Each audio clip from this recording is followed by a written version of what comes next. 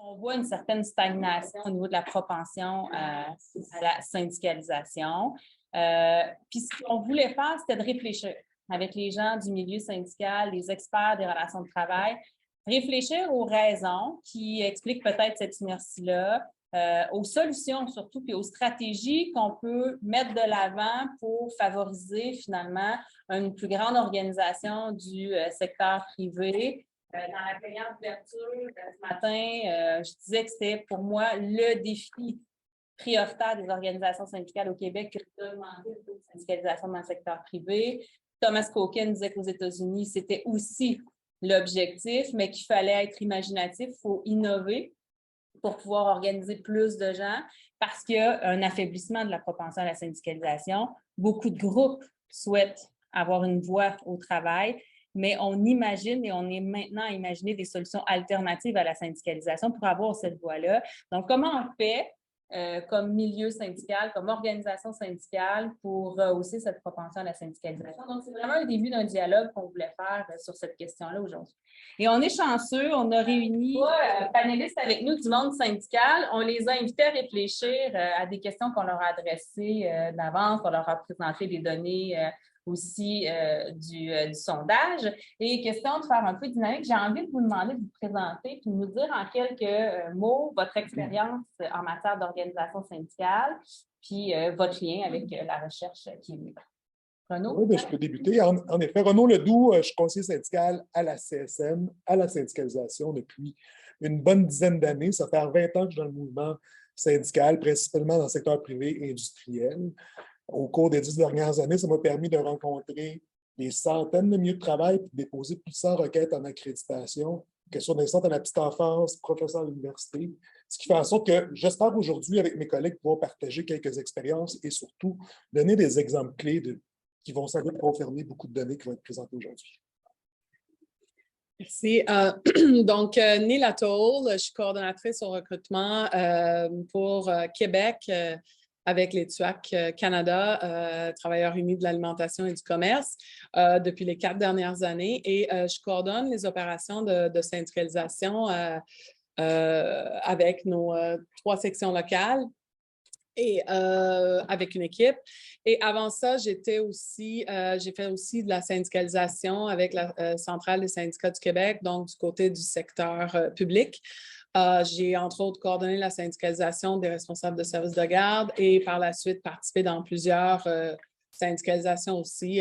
Donc, on ne s'est jamais directement croisés sur le terrain, mais vous comprendrez qu'on a joué sur les mêmes... puis on continue à le faire, puis on se côtoie, puis ça va très bien.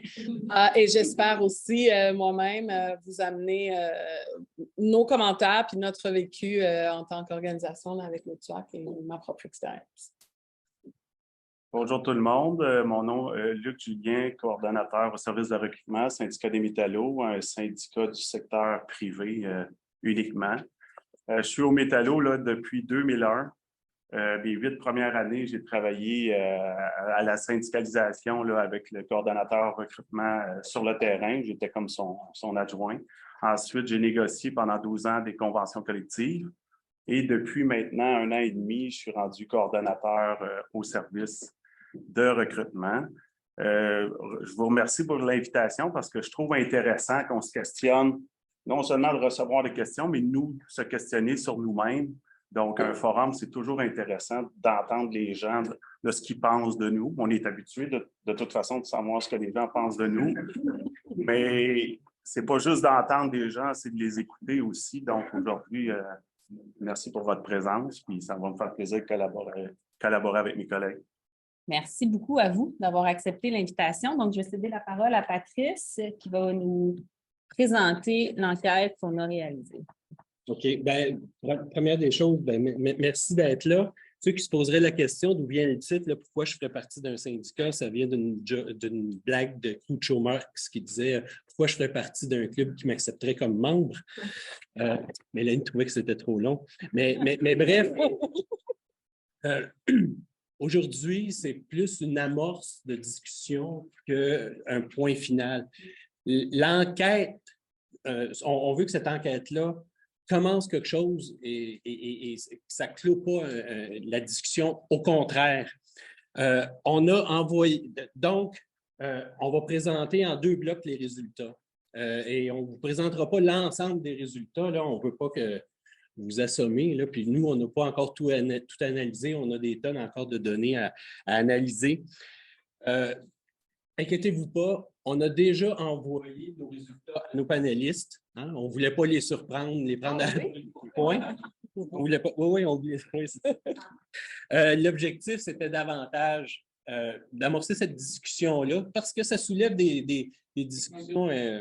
Quand on se met à penser 23 de syndicalisation dans le secteur privé au Québec, quand on regarde les services, c'est encore pire, en bas de 20 même en bas de 10 hébergement, restauration au dernier. Fait que, je pense qu'il y a une discussion à y avoir sur la syndicalisation. Donc, comme je vous disais, ce sont des résultats préliminaires. Donc, on a commandité un sondage web. On l'a fait réaliser par une firme dont c'est la spécialité, très réputée, auprès d'un échantillon assez large, plus de 2000 répondants. On a travaillé avec eux de façon assez étroite, notamment pour savoir qui on va interroger. Hein. On avait comme un triage là, des répondants. Et également, on a travaillé fort avec eux autres pour monter un questionnaire. Là, vous voyez les questions, les questions sociodémographiques, l'influence au travail, la satisfaction par rapport aux conditions de travail, la satisfaction intrinsèque du travail, évidemment, la propension à se syndiquer. Aussi, on a posé des questions sur la perception du syndicalisme. Donc, pour nous, c'est une première présentation, c'est certainement pas la dernière, mais on a posé des questions sur les déterminants un peu classiques de la syndicalisation. La population qu'on visait, c'était les non-syndiqués syndicables. Hein, c'est vraiment ces gens-là qu'on cherchait. Donc, ce qui a fait en sorte qu'on a exclu les travailleurs autonomes, les gens déjà syndiqués, les gens du secteur public, parce qu'on se concentrait également sur le secteur privé. Tout ce qui est cadre de tous les niveaux, on les a éliminés. Je ne suis pas certain que dans toutes les études de ce genre-là, on a eu ce souci-là de filtrer autant que ça. Donc, et tous les résultats sont pondérés là, de façon à ce que ça représente vraiment la population active. Donc, que ce soit un échantillon représentatif. Donc, les premiers résultats, c'est sur la propension à la syndicalisation ou la volonté de se syndiquer, le désir de syndicalisation et la perception du syndicalisme. Donc, question générale, la première, si un vote avait lieu aujourd'hui afin de décider si les employés comme vous devraient être représentés par un syndicat, voteriez-vous pour le syndicat ou contre le syndicat? Donc, les premiers résultats sont assez clairs. 21 se prononcent en faveur d'un syndicat, 56 contre et 23 ne le sait pas. Je regarde la face des syndicalistes en ce moment, ils n'ont pas l'air surpris. Mais bon, nous, ça nous a quand même surpris comme résultat de voir que la propension pouvait être à un niveau qui était plus bas que le taux de syndicalisation dans le secteur privé, disons-le comme ça. Le taux de syndicalisation est quand même à 23 dans le secteur privé. Donc, la propension mesurée, en tout cas, le désir de syndicalisation, seulement 21 des gens étaient en faveur du syndicat. On va voir qu'est-ce qu'en pensent nos invités. Il y a une portion que je trouve optimiste, puis je salue les gens qui ont répondu au sondage. C'est la propension que les gens ont à penser que, mettons, je pense que c'est 60 qui disent si j'ai un problème, je vais le régler seul. Je trouve les gens optimistes. Ça dépend du type de problème. Parce qu'honnêtement, si vous n'avez pas 2 ans d'ancienneté d'un nombre du travail, vous avez une discipline, vous n'avez aucun recours. Fait que je vois mal comment vous pouvez régler vos choses. Ou et aussi la négociation collective, dire je suis capable de le faire pour moi-même. Ben, c'est ce qui est vrai, mais vous ne savez pas les comparatifs du marché qui avec qui. Fait que peut-être que vous êtes bien heureux, mais finalement, ce n'est pas le juste salaire. Si ça vous convient, bien tant mieux, mais si vous sauriez ce qui est donné dans le marché, peut-être que vous auriez une vision différente. Pour là, ça fait le tour pour moi. Merci Luc. Donc, je veux juste mentionner le premier dossier que j'ai fait. Donc, on a syndiqué, on a négocié, on a terminé tout ça. Et en assemblée générale, les gens sont venus au micro pour dire est-ce qu'il y a possibilité qu'on puisse se désyndiquer? Et on va, pour ne pas payer de cotisation syndicale, et on va se resyndiquer juste avant les négos. Pour être capable d'avoir de la représentation pendant la négo. Ça vient d'un pitch que je faisais où est-ce que je disais, écoutez, c'est comme vous choisissez un représentant, c'est comme avoir un avocat quand vous avez une situation, Fait que elles avaient complètement adopté ça, puis elles ont dit, bon, moi là, ça peut-tu être un service à la carte? Ça, c'était en 2005, OK? Fait que ces résultats-là, là, c'est sûr que ça ne me surprenait pas. L'autre élément, c'est il y a une perception de qu'est-ce que le syndicat va donner. Et il y a une perception à l'intérieur des organisations syndicales et à l'extérieur. Je suis certaine que mes collègues se sont déjà fait traiter de vendeurs de chars, que la job qu'on fait, c'est de la vente. Ça ne l'est pas, qu'il y a cette perception-là, même à l'intérieur de nos organisations. Tu sais, toi, tu serais bonne en recrutement, me semble. Tu es bonne pour vendre un frigo à un igloo. Je ne sais pas trop comment on dit ça. De la glace à un igloo à des tu sais, j'oublie tout le temps l'expression, mais vous comprenez, là. Fait que il y a cette perception-là de c'est quoi qu'on fait comme travail, puis qu'est-ce que ça représente. Et d'un autre côté, on exclut complètement, surtout dans le secteur privé, le plus qu'on cherche à innover, le plus qu'on trouve des façons de faire pour aller chercher les gens. N'aie pas peur, il y a des droits, on va faire telle affaire, le plus que de l'autre côté, ils adoptent des nouvelles stratégies. Et je parle trop vite pour la traduction. Je suis désolée, I am so sorry. Je vais parler plus lentement. Et donc, le plus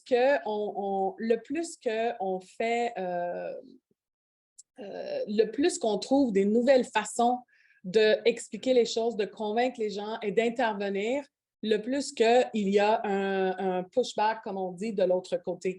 Donc, c'est pas qu'il y a un manque d'innovation, mais il y a aussi le fait que on fait vraiment face à des grands joueurs extrêmement puissants qui mettent tous les moyens en place pour être capables de discréditer ce qui se fait. Donc, ça fait en sorte que oui, je trouve que c'est vraiment pas surprenant.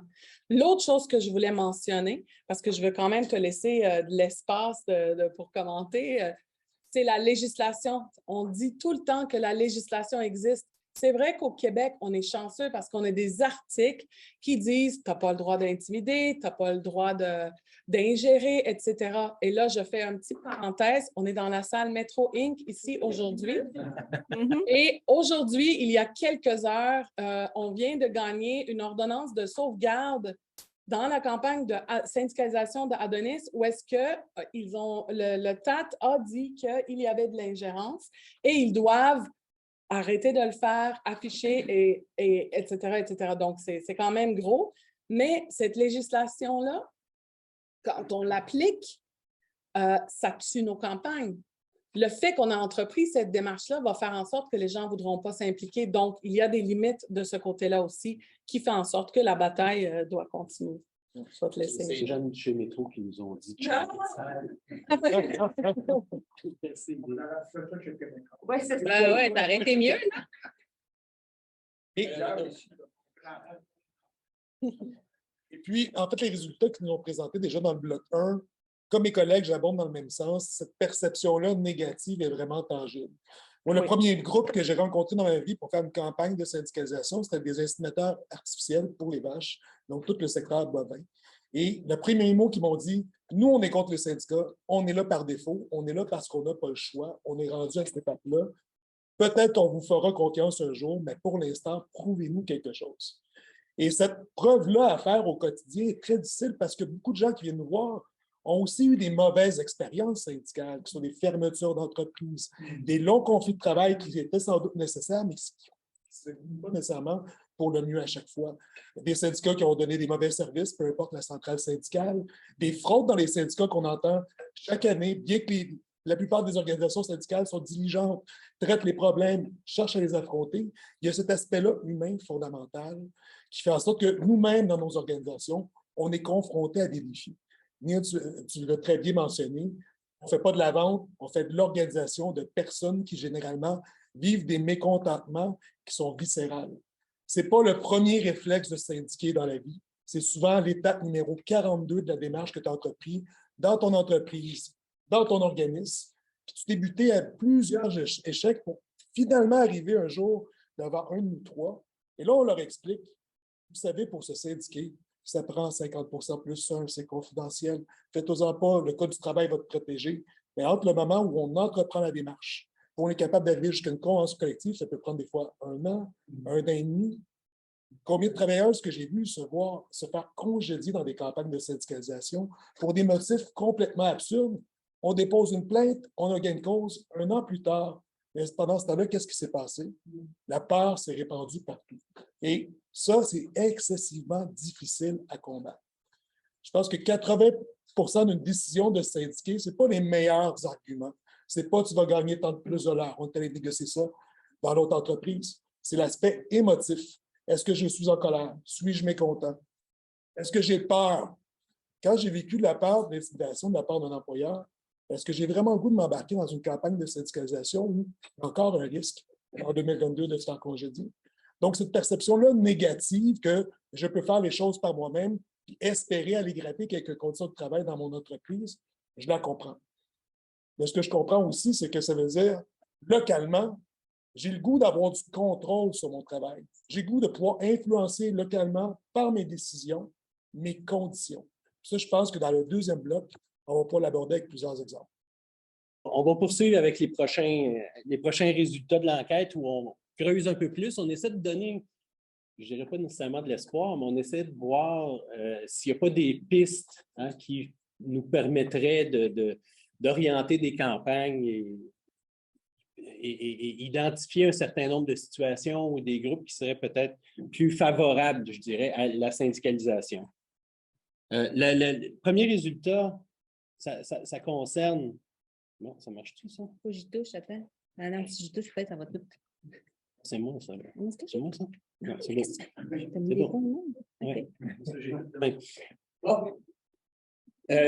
C'est par rapport aux 3 indicateurs que vous avez vus par rapport au vote, par rapport au continuum et meilleur endroit, pire endroit. On a fait des tableaux croisés, des tests statistiques et une des populations, lorsqu'on regarde au niveau de l'âge qui ressort où les gens sont plus favorables à la syndicalisation. Et ça, c'est quelque chose qui, moi, personnellement, me surprend un peu, mais peut-être pas tant que ça. Les 18-34 ans, c'est un groupe qui, généralement, peu importe l'indicateur, sont favorables à la syndicalisation dans ce sondage. L'autre groupe favorable, ici, au niveau de l'occupation professionnelle, ce sont les travailleurs manuels et les ouvriers non qualifiés. Ça également, ce sont des personnes, selon les résultats du sondage, qui sont favorables à la syndicalisation. Également, question de revenus ou de classe sociale, si vous préférez, les gens qui gagnent en bas de 50 000 $ par année sont plus favorables à la syndicalisation que les autres. Il faut toujours le présenter comme ça. La question de précarité, les personnes qui occupent un emploi temporaire sont aussi plus favorables à la syndicalisation. Et ça, je vous parle, rappelez-vous qu'on est dans un groupe de non-syndiqués. Les autres résultats sont intéressants. C'est autre chose, là, mais les personnes résidant dans la région de Montréal, comparativement à Québec, et c'est vraiment les gens, la ville de Québec, là, vous comprenez. Les gens sont beaucoup plus... C'est dans l'eau. Sont beaucoup plus opposés à la syndicalisation qu'à Montréal. Donc, je ne sais pas, c'est peut-être enregistré. C'est peut-être à radio, je ne sais pas. Personne dont la langue maternelle est autre que le français ou l'anglais. Ça aussi, c'est assez intéressant. Et on voyait un peu qu'il y a une population, des personnes dont l'origine ethnique est autre que caucasienne. Ces personnes-là sont plus favorables à la syndicalisation. Dernier résultat, et ça, on est allé un petit peu à la pêche, là, dans le sens où on n'en parlait pas dans les autres études qu'on a regardées. On a regardé, est-ce que les gens sont impliqués ailleurs dans leur milieu? Et on voit que les personnes qui sont membres de regroupements de personnes racisées ou de la diversité sexuelle, ces gens-là étaient beaucoup plus favorables à l'adhésion à un syndicat que les personnes qui n'en faisaient pas partie. Donc, ça, ce sont un certain nombre, ce sont des premiers groupes favorables à la syndicalisation. Mélanie? Oui. Autre question qu'on a adressée dans le sondage pour essayer de voir là, quel milieu où cibler nos efforts d'organisation syndicale. Bien, évidemment, ça, c'est un indicateur classique en relation industrielle. Là. On a testé la satisfaction des répondants à l'égard de différents éléments au travail. Donc, on leur demandait leur degré de satisfaction allant de très insatisfait jusqu'à très satisfait. Puis, on a testé, entre autres, le côté extrinsèque, là, donc le salaire, les avantages sociaux. Mais on est aussi allé voir du côté de la charge de travail au quotidien, les horaires de travail, etc. Et les résultats qu'on a ne sont pas surprenants dans le sens que ça va exactement dans le sens des indicateurs classiques en relation industrielle. Donc, plus on est insatisfait de nos conditions de travail, plus on va être en faveur de la syndicalisation. Ça a sorti pour tous les indicateurs dans les tests statistiques. Et il y avait aussi une corrélation avec la question où on demandait si c'était un meilleur ou un pire endroit. Là. Donc, ceux qui étaient plus insatisfaits, généralement, ont répondu que ce serait un meilleur endroit. Donc, c'est quand même une donnée qui est parlante. Non, je ne peux pas prendre tout ça à la bonne. Excuse-moi. Voilà. Ici, on essaie de regarder un peu les alternatives, mais aussi jusqu'à un certain point, c'est presque les valeurs des gens. C'est sûr, quant à la prise de décision, quant à aux conditions de travail, à l'organisation du travail, hein, s'il n'en dépendait que de vous, comment pensez-vous que les décisions concernant les conditions de travail et l'organisation du travail devraient être prises? Dans une proportion de 43 %, les gens nous disent que ça devrait être pris par l'employeur et les employés ou leurs représentants suite à une négociation. 43 %. Je vous rappelle qu'il y a 21 % qui sont pour un syndicat. Mais ici, vous remarquerez également qu'on ne parle pas de syndicat du tout.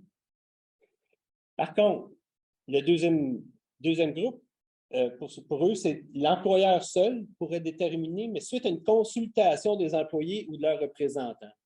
Donc, et finalement, il y a à peu près même pas 10 % des employés qui disent que les conditions de travail, l'organisation du travail devraient être déterminées par l'employeur. Fait que là, ça nous indique que la détermination ou la détermination conjointe des conditions de travail et de l'organisation du travail, c'est quelque chose d'important pour les gens. Presque 80-90, c'est 84 % des gens. C'est important. Dans certains cas, c'est une négociation. Dans certains cas, c'est par la consultation. Ce n'est pas tout à fait la même chose, on le comprend, mais je veux dire, fondamentalement, pour les gens, ils ne veulent pas laisser la détermination de leurs conditions de travail à un bon boss, là, hein, comme Yvon Deschamps. Là. Pas seulement à leur employeur. Une autre question qui allait un peu dans ce sens-là, mais plus sur la consultation puis la considération de l'opinion de l'employé sur différents enjeux. Donc, vous voyez, là, on a testé chances de promotion, salaire, avantages sociaux, les horaires, l'organisation du travail, etc. Et les résultats qui sortent, bien évidemment, c'est que les répondants qui sont favorables au syndicat ont définitivement l'impression de ne pas être suffisamment consultés dans leur milieu de travail. Donc, encore un renforcement sur ce besoin-là d'être consulté, d'avoir une voix au travail, d'avoir un dialogue social au travail. Donc, je pense qu'encore ces données-là viennent confirmer cet élément-là de démocratie industrielle qui est nécessaire. Donc, les répondants qui étaient favorables au syndicat jugeaient qu'ils étaient moins consultés à la fois pour les horaires, l'organisation du travail, contre le harcèlement, qui n'étaient pas consultés pour les salaires, avantages sociaux. Bref, ça sortait pour à peu près tous les indicateurs ciblés. Donc, encore une fois, là, le besoin de dialogue social est clairement est manifeste là, dans les données du sondage. Autre question aussi qui permet de creuser un peu une des affirmations qu'on avait tantôt, des énoncés, là, au niveau de la représentation auprès de la direction. La question s'énonçait comme suit. Idéalement, qui, à votre avis, vous représenterait le mieux auprès de la direction de l'entreprise pour les enjeux suivants? Et le choix de réponse, c'était un syndicat, moi-même, un autre employé, une association professionnelle. Vous voyez, on a posé différents types de problèmes et ça rejoint un peu ce que tu disais tantôt, Luc. Hein? Quand on pose la question de façon assez générale, régler un problème concernant mon travail, ça peut être à peu près n'importe quoi, 78% des gens disent que ce serait moi-même qui serait la meilleure personne pour régler, pour dealer avec la direction. 8% un syndicat, un autre employé 5%, 4% une association professionnelle. Autre sous-question, hein? Pour obtenir une augmentation de salaire, oups, là, les chiffres commencent à bouger, ça bouge un petit peu. Là. On est moins sûr de soi. On dit, bon, 71%, c'est moi-même, 11% un syndicat, 4% un autre employé. Ça bouge un peu également du côté de l'association professionnelle. Ça, c'est pour l'augmentation de salaire. Ça peut bouger déjà un peu. Là, on arrive à un sujet un peu plus sérieux, hein, un peu plus, qui a beaucoup plus de conséquences. Me défendre face à un gestionnaire qui veut m'imposer une sanction disciplinaire. Ah, là, ça bouge pas mal. Hein.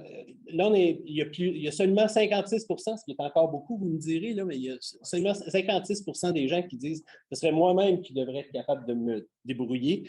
Le syndicat, hein, l'option syndicale monte à 19%, puis ça bouge à peu près pas du côté des autres, des autres options, l'association professionnelle et...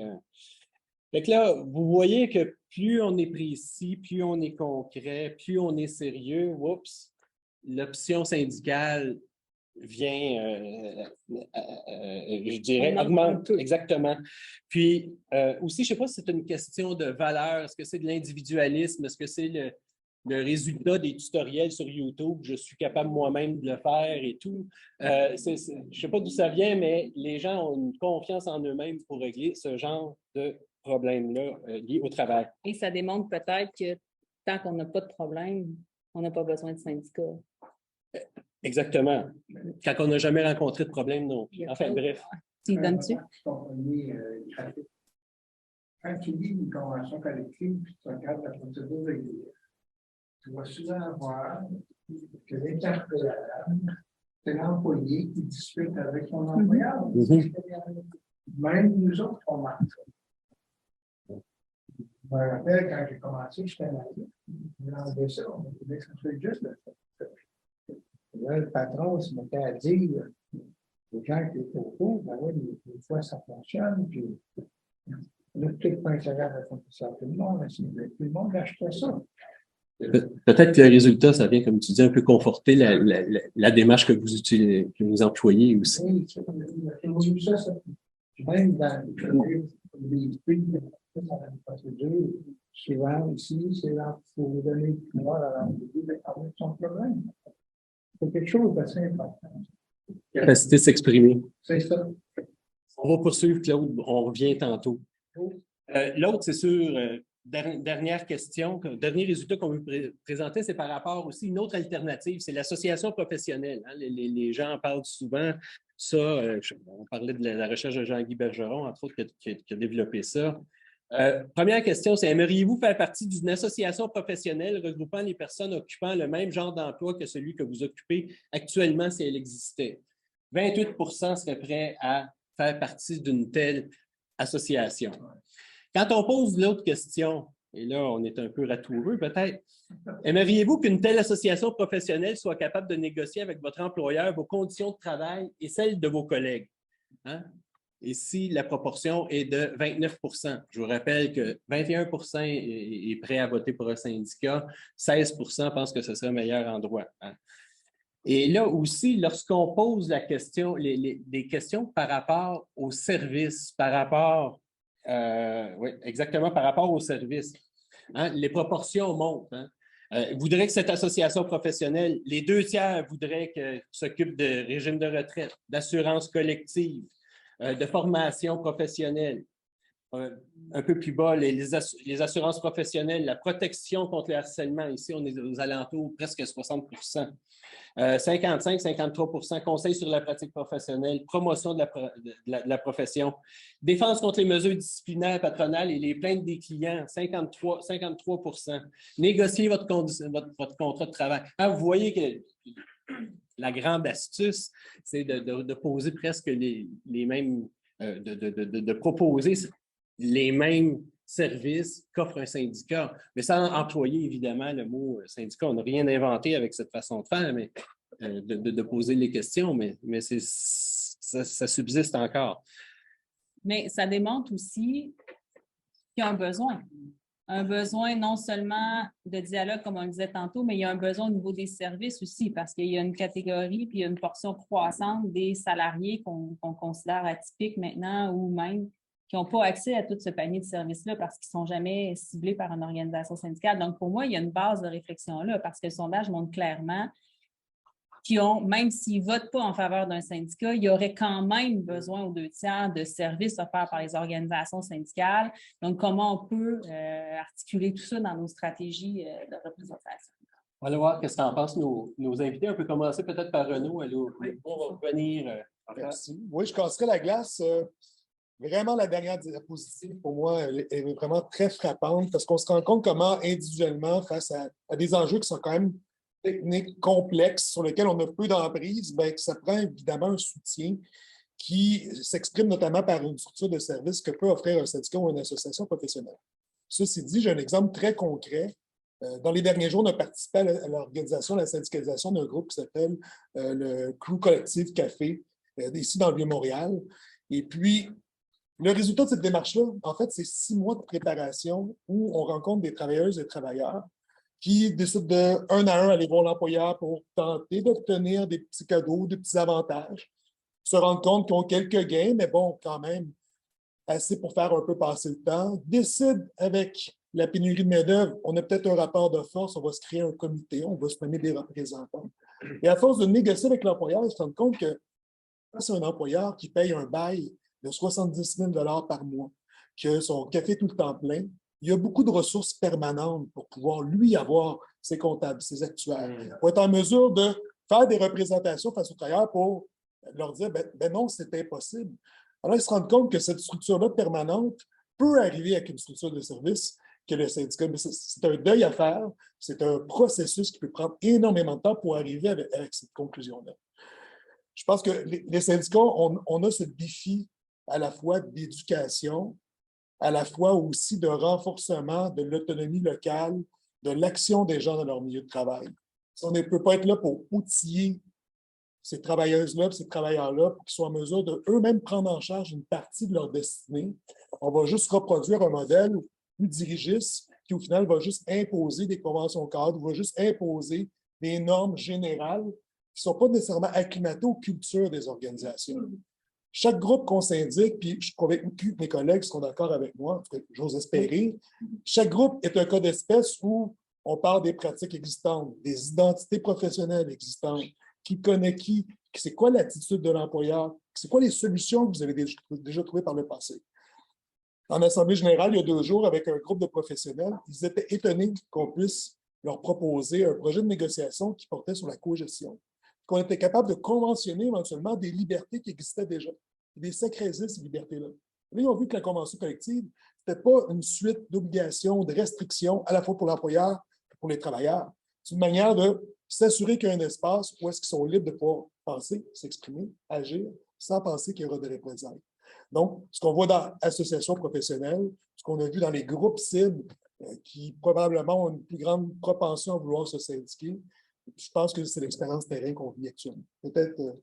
Oui, exactement. Je suis 100% d'accord avec mon collègue par rapport à ça. Puis, je pense que moi, j'ai été surprise sur certaines affaires dans la deuxième partie, mais c'est sûr et certain qu'on a besoin de faire les choses autrement. Moi, je veux attirer votre attention là-dedans, là, dans l'énumération qu'on voit, on ne parle pas nécessairement de salaire.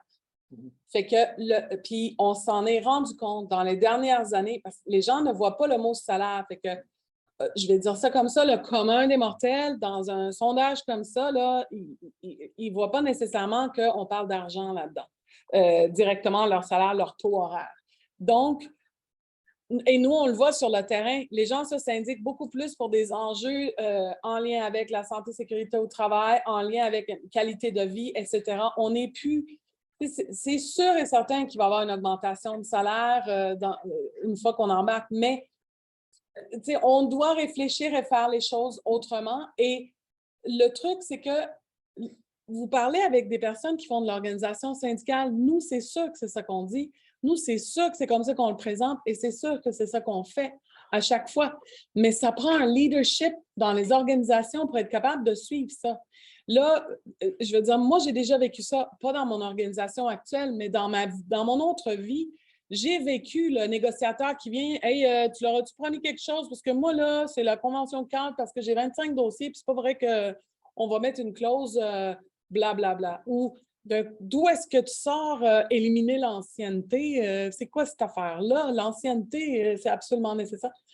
On a des affaires comme ça, mais au recrutement, quand on fait de l'organisation syndicale, on réfléchit autrement. Et si on a un leadership en arrière qui embarque là-dedans, on est capable de faire les choses autrement.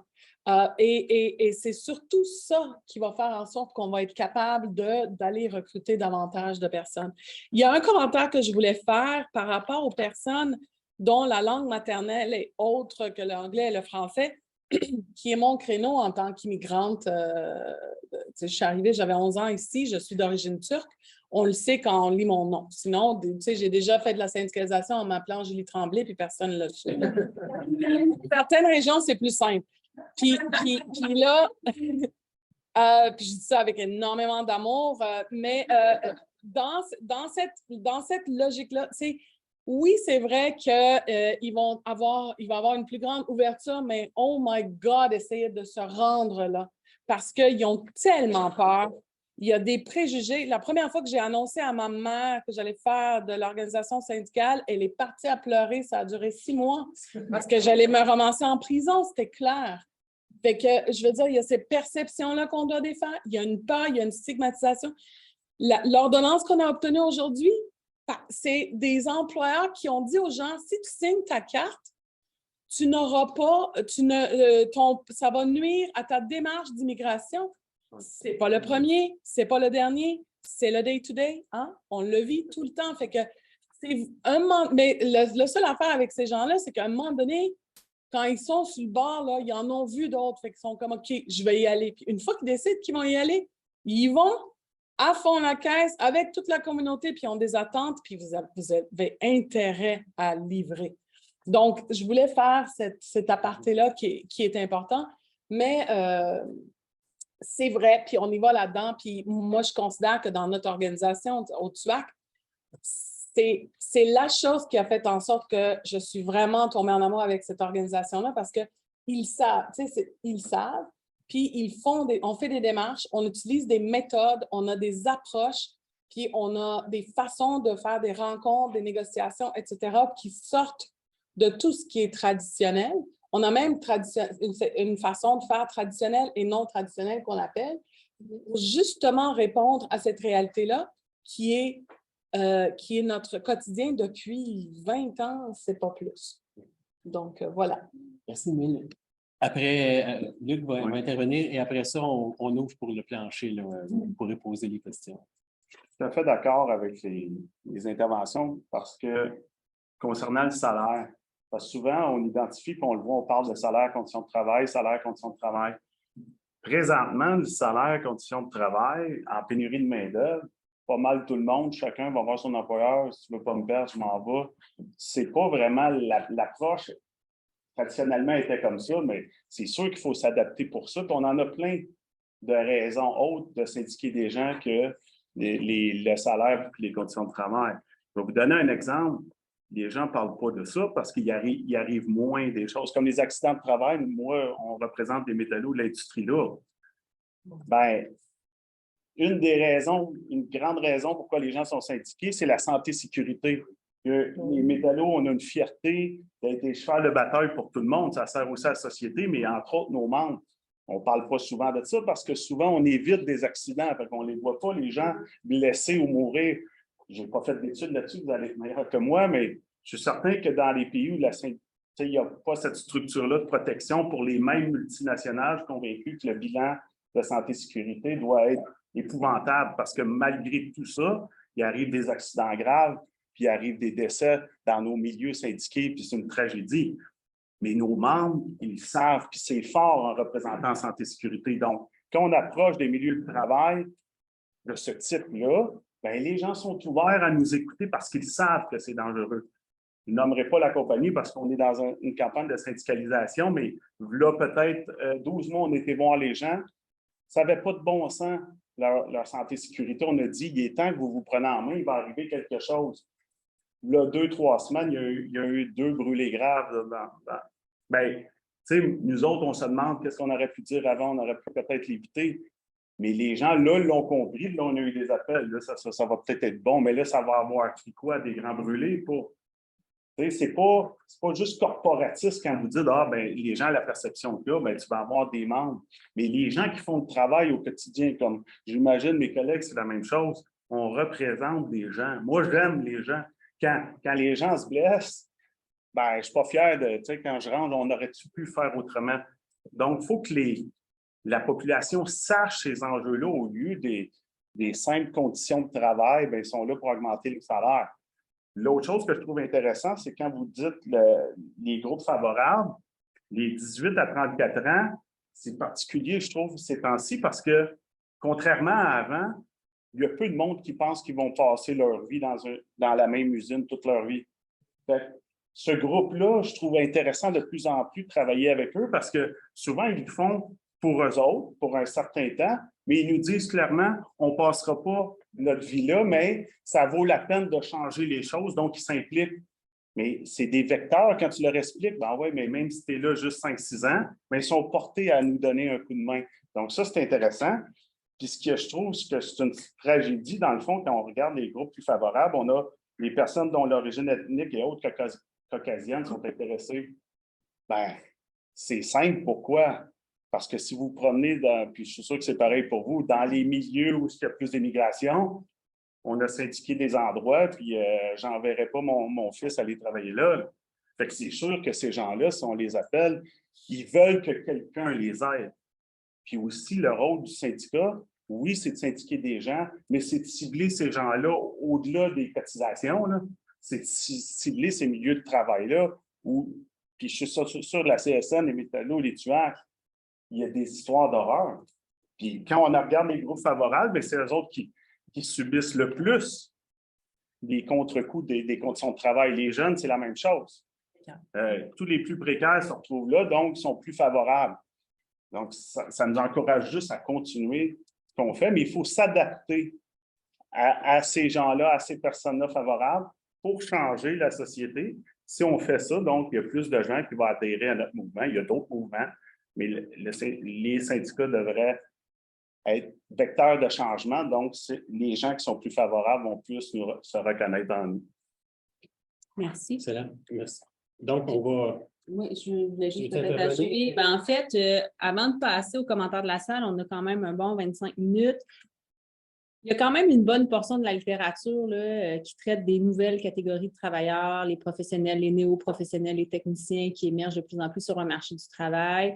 Cette littérature-là vient clairement établir qu'ils ne sont pas favorables nécessairement à la syndicalisation parce qu'ils ne se sentent pas partie prenante de la classe ouvrière, ce qui était le ciment fédérateur de l'action collective syndicale, là, ce sentiment-là de faire partie d'une classe sociale plus large, la classe ouvrière.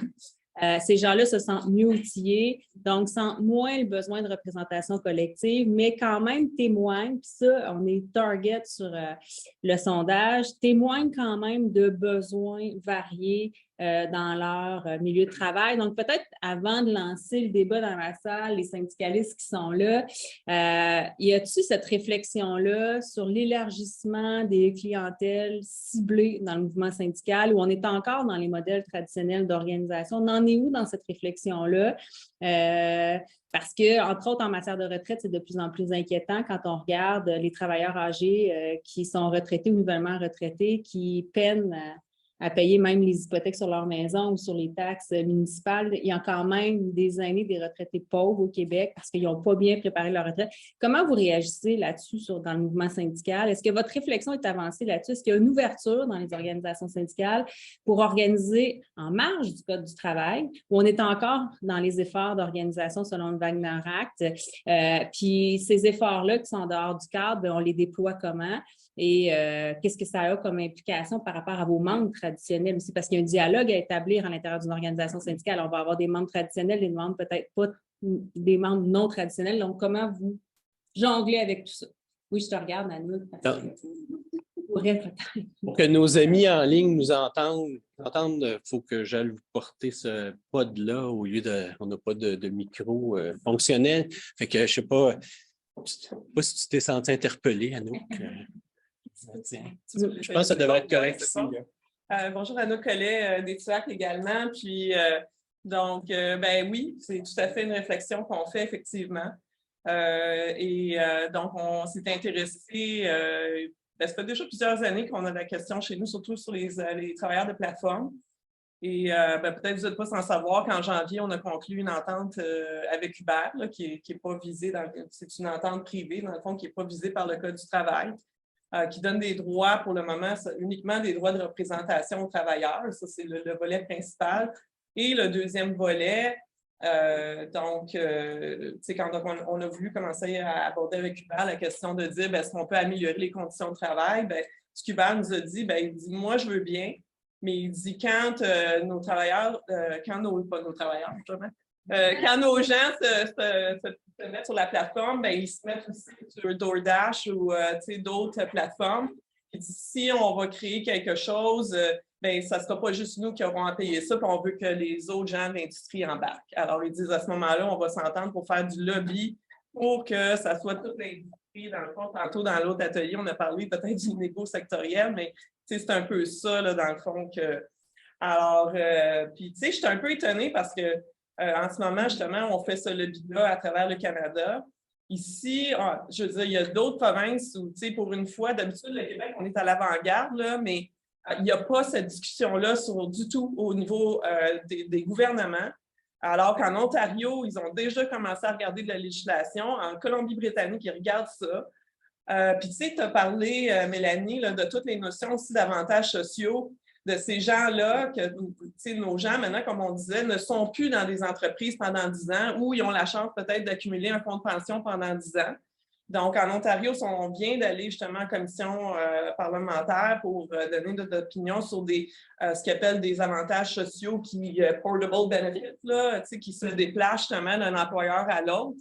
Puis ça, c'est peut-être des réflexions aussi à avoir parce qu'effectivement, les gens qui se déplacent, dans les travailleurs de plateforme, entre autres, c'est ça qu'on regarde, là, comment qu'on peut... puis je pense que...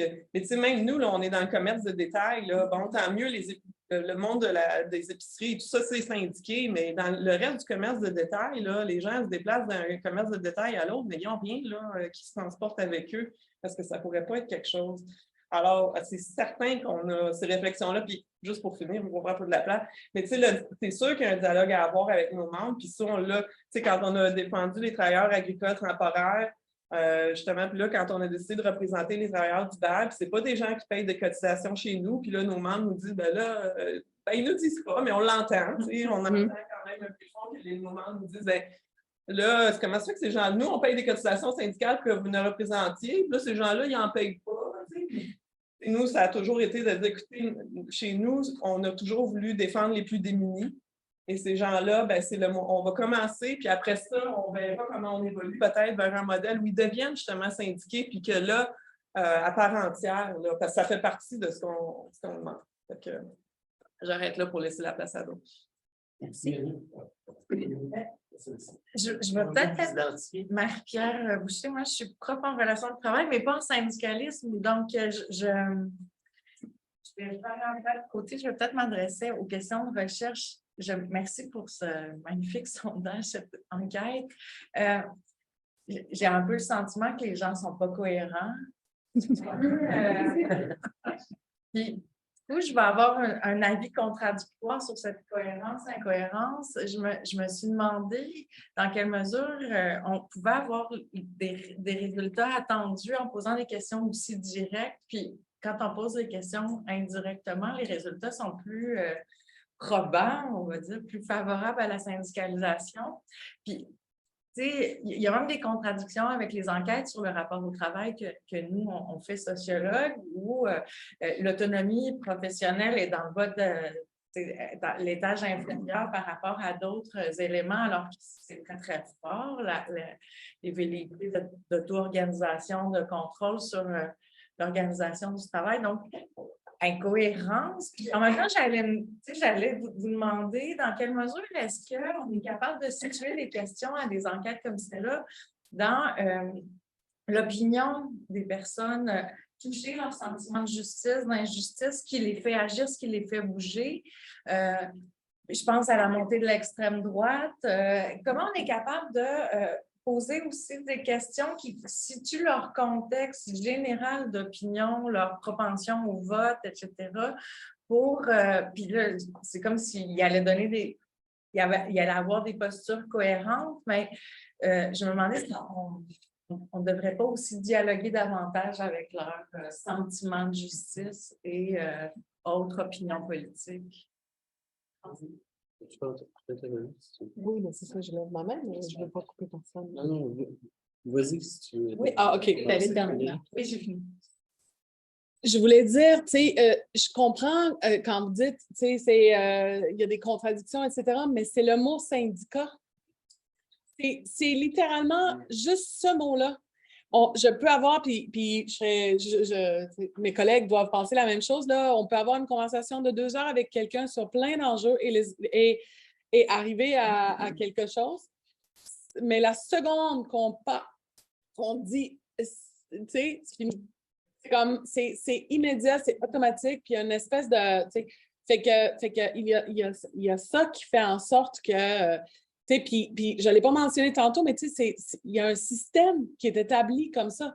En tant qu'immigrante qui a fait son primaire ailleurs, puis après étudié ici, là, tu sais, l'individualisme et l'individualité et le non-collectif est frappante ici. Tu sais, tu es éduqué dès le jeune âge à ne pas penser au collectif, fait que le moi-même, là, pour moi, c'était comme flagrant parce que, je veux dire, c'est le propre d'ici ou l'Amérique du Nord, tu sais, c'est le me, myself and I. Fait que il y a cet aspect-là, marié au fait que le mot en messe, c'est comme Voldemort, là. S-word.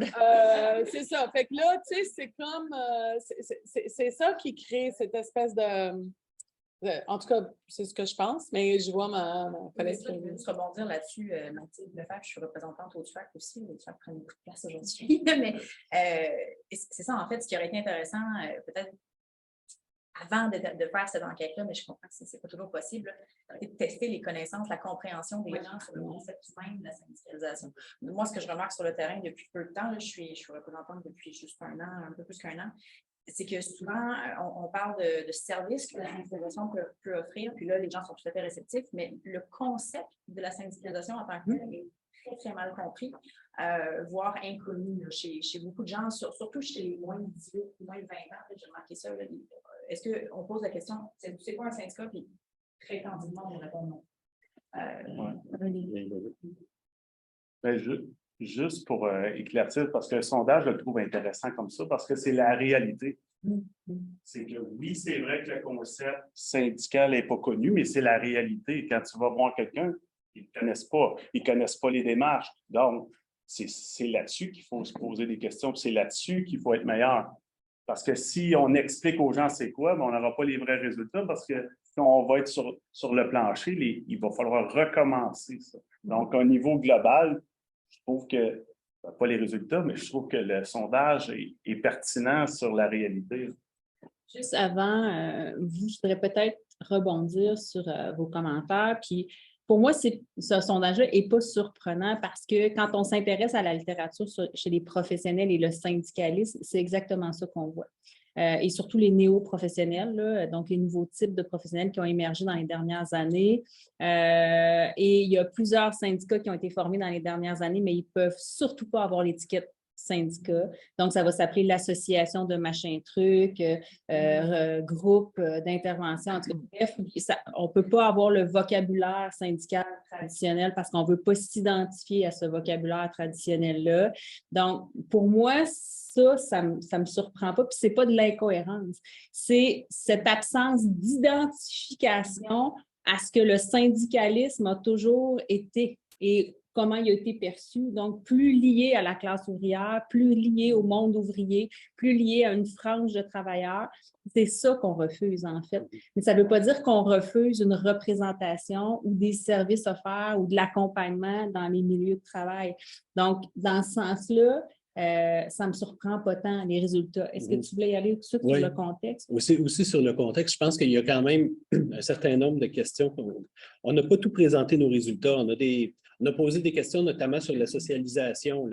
Est-ce que les parents ou le milieu est favorable à la syndicalisation et le reste? Là, on n'a pas tout présenté, mais on est capable. Les valeurs au travail aussi. Ça aussi, ça permet de contextualiser, mais il y a quand même un certain nombre de choses là, dans ce qu'on a présenté. Pour moi, qui me parle beaucoup lorsqu'on parle de l'âge, lorsqu'on parle des personnes qui sont pas qui parlent des langues autres que français et l'anglais, qui sont à Montréal, qui ne sont pas caucasiens. Déjà, puis avec les autres résultats que Mélanie a présentés par rapport... les conditions de travail sont difficiles. C'est certainement là où, en tout cas, moi, ce que je vois, c'est des gens qui sont insatisfaits de leur travail, insatisfaits des conditions de travail, des gens qui ne se sentent pas consultés, des travailleurs manuels. Hein, je pense que c'est vraiment des gens qui n'ont pas de fun au travail. C'est des conditions de travail difficiles. Peut-être en complément, moi, j'ai eu l'occasion, en fait, de donner plusieurs formations, conférences des universités, des cégeps. Puis, étonnamment, même dans l'enseignement supérieur, ou en tout cas, du moins pas secondaire, pas l'incapacité, mais la méconnaissance, ne serait-ce que des droits au travail. C'est flagrant. Là, on n'est même pas encore embarqué sur le mot syndicat, comment ça fonctionne. La majorité des gens qui vont avoir une connaissance du syndicalisme, c'est par leur assemblée générale qui peut-être ont participé quand c'était une fois par 4 ans en négociation de leur convention collective. C'est là où est-ce que les gens, je pense, acquièrent le plus d'apprentissage sur le syndicalisme. Puis ça, je pense que c'est un élément qu'on doit absolument adresser pour que dans le parcours académique, ça ne soit pas juste cantonné à dans le cours d'histoire, il y a eu tel conflit, tel conflit, tel conflit, et vraiment y aller sur un aspect plus apprentissage minimum des droits au travail. Deuxième élément, quand on dit l'apprentissage syndicaliste ou des droits au travail, ça fait surtout dans l'expérience pratico-pratique. Peut-être mes collègues pourront aller de pair avec moi. Quand on fait signer les cartes d'adhésion pour syndiquer un groupe, rarement on a la chance de s'asseoir individuellement avec tout le monde ou en grande assemblée pour discuter pendant 2, 3, 4 heures, faire des grandes présentations. L'aspect de la peur, donc la nécessité de maintenir une confidentialité.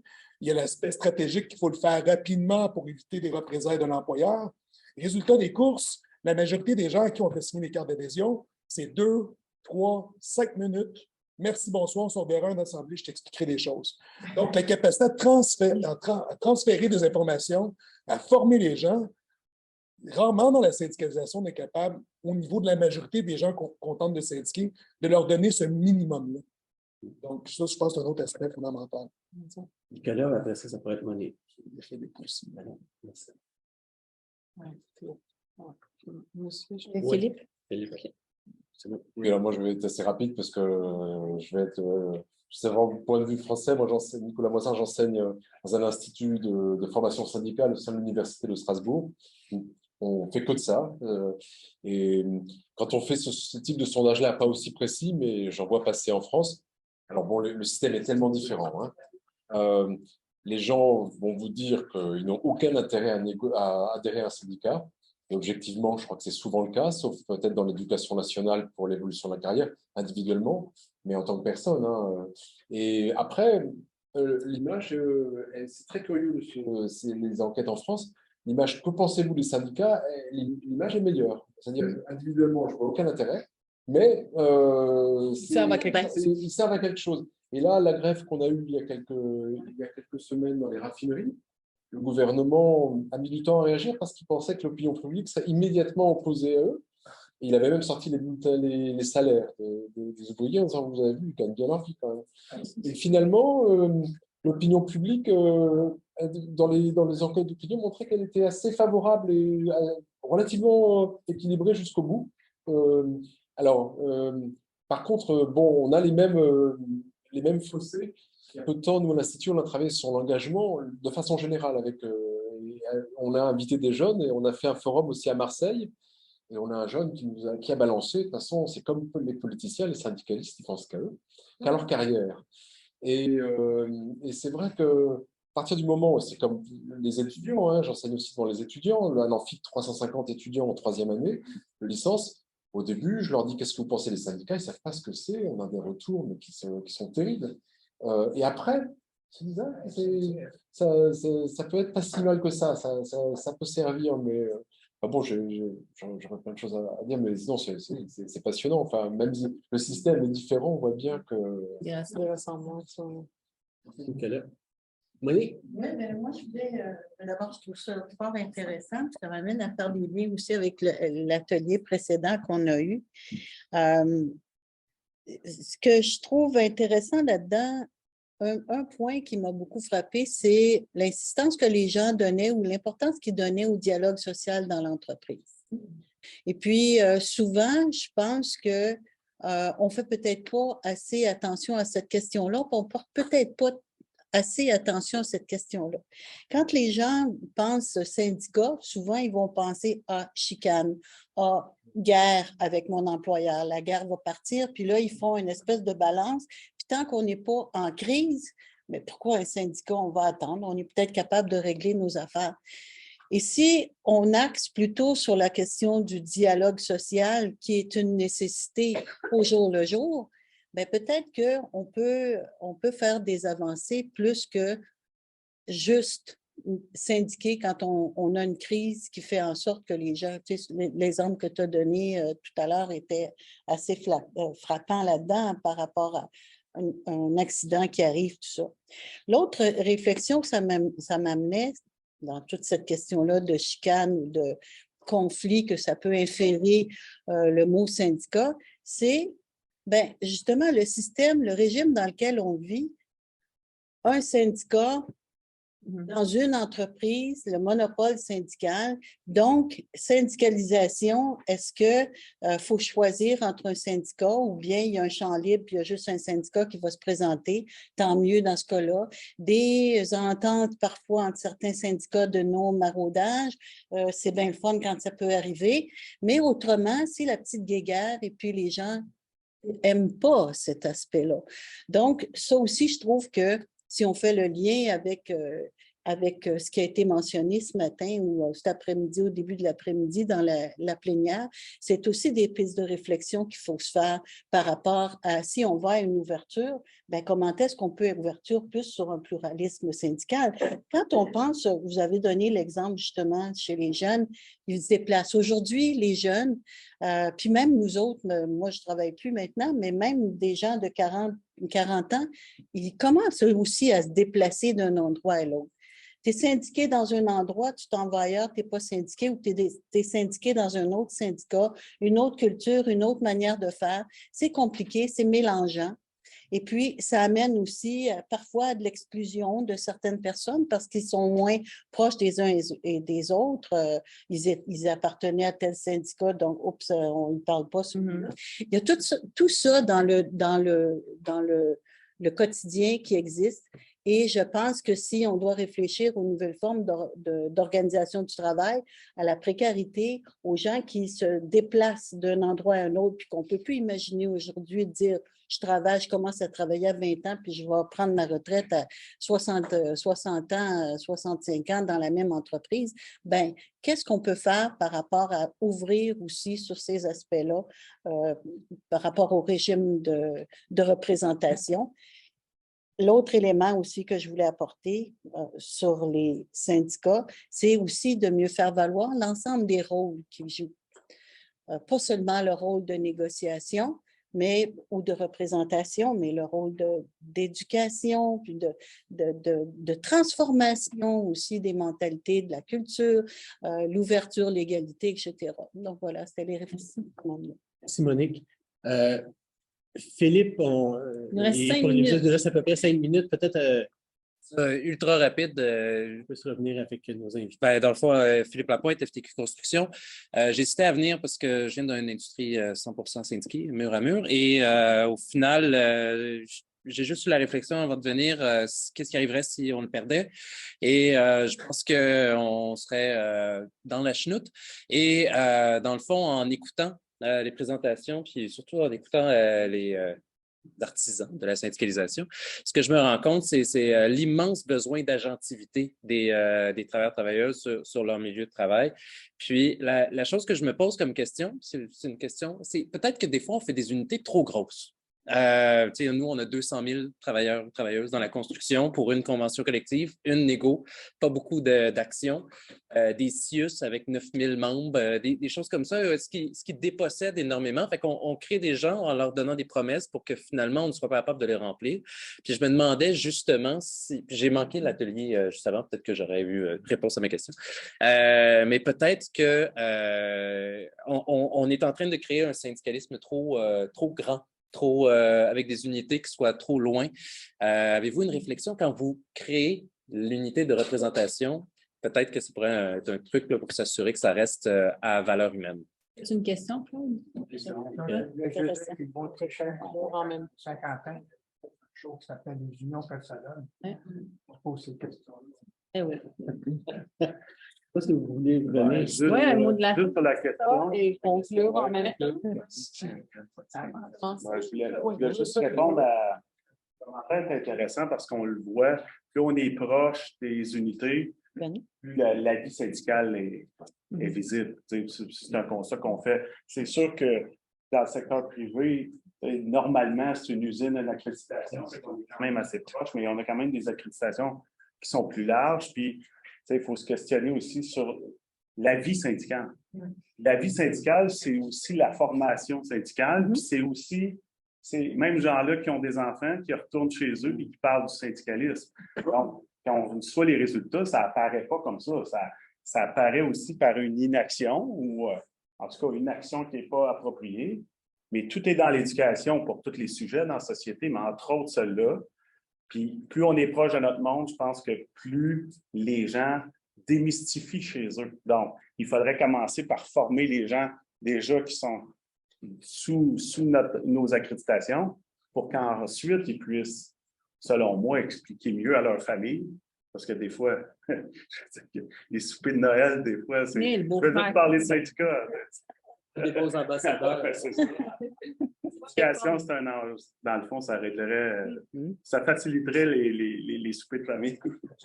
Il y a deux types de beaux-frères. Il y a le beau-frère fatigant qui est contre les syndicats, puis il y a le beau-frère qui pose la question qui va faire mettre la chicane au partenaire. Moi, je suis quel beau-frère. Philippe, je donne un exemple. Nous autres, à la CSN, la moyenne de membres par accréditation syndicale, c'est entre 38 et 40 personnes. Et on a autant des petits groupes de 3 que des syndicats de 12 000. Fait que oui, la taille du groupe a une importance significative pour que les gens puissent s'approprier leurs instances, qu'ils puissent s'approprier leur accréditation. Je pense que c'est cette appropriation-là qui va faire en sorte qu'on va avoir des gens outillés pour aller sensibiliser les autres aussi à la question du syndicalisme. Et moi, ce que je vais retenir surtout de la présentation des informations aujourd'hui, du sondage, c'est l'importance qu'au niveau local, on puisse avoir un maximum de contrôle au niveau des gens qui sont membres de ce syndicat-là, que ce soit eux, en fait, qui soient les guides de ces décisions-là. C'est facile à dire, c'est très difficile à faire. Quand tu es un travailleur précaire, tu as 2, 3 emplois, que tu vas aller chercher les enfants à la garderie, aller au match de soccer après, s'impliquer dans son syndicat, c'est très prenant. Puis c'est pour ça que la dernière diapo sur les associations professionnelles, en disant que on va avoir encore du travail, puis on va être utile pour les gens. Deux aspects. La taille des accréditations dont tu parles, ça s'est fait généralement quand on parle des grandes des tailles de 1 000, 2 000, 5 000, 10 000. C'est une stratégie patronale Je veux dire, ça a été fait par législation et c'est une stratégie qui a été discutée. Et personnellement, j'ai eu le privilège, entre gros guillemets, d'y assister, c'est-à-dire que j'ai assisté à une conférence au début des années 2000 de recruteurs qui disaient « Hey, aux États-Unis, là, c'est ça qu'ils font. Ils élargissent les unités par législation. Ça fait en sorte que les syndicats sont comme pris entre est-ce qu'on conteste ou est-ce qu'on y va parce que ça va nous donner plus de membership. » Et cette confusion-là fait en sorte qu'on embarque, puis, etc. Ils l'ont dit, ça s'en vient chez vous. Et là, j'étais à la CSQ et je l'ai vu faire. Puis ça, c'est un aspect. Et l'autre aspect, c'est que c'est vrai que des fois, avoir plein de petits, parce que dans le secteur privé, on va faire ça, on va essayer de diviser les groupes et de subdiviser les groupes, etc., pour qu'on ait 38 unités avec des négos à des moments différents, puis Et là, ben, tu sais, à un moment donné, quand tu décides que stratégiquement, il faut regrouper puis en avoir 400 dans une accréditation, par exemple, choix politique qu'on fait, il faut que l'association, l'organisation, s'adapte à faire de la représentation. On ne peut pas, et je vais faire une déclaration qui crée un débat, mais je ne veux pas créer de débat, je veux juste laisser ça avec une question en suspens. De la fameuse démocratie participative en tenant des assemblées générales de la façon traditionnelle, on doit sortir de ça si on veut avoir un groupe des groupes qui sont un petit peu plus grosses. Puis ça prend des organisations et encore une fois, un leadership qui est prêt à faire que malheureusement, ce n'est pas toutes les organisations qui sont rendues là et qui sont prêtes à faire ça. Puis, je voulais juste mentionner, je vous remercie parce que je trouve ça vraiment important de prendre le temps de discuter de ça. Puis, ça m'a aussi permis de voir qu'on vit les mêmes réalités avec les collègues, même si des fois, on est face à face sur le terrain. Ben, merci beaucoup. Merci pour ce mot de la fin. Merci à tout le monde. Merci de vous être présenté à cet atelier. Mais ça a été incroyable, votre participation. Vous avez été généreux. Vous avez été généreux, mais aussi vous avez été enthousiaste à vouloir participer à cet atelier-là. Ben, je vous en remercie infiniment. Merci tout le monde.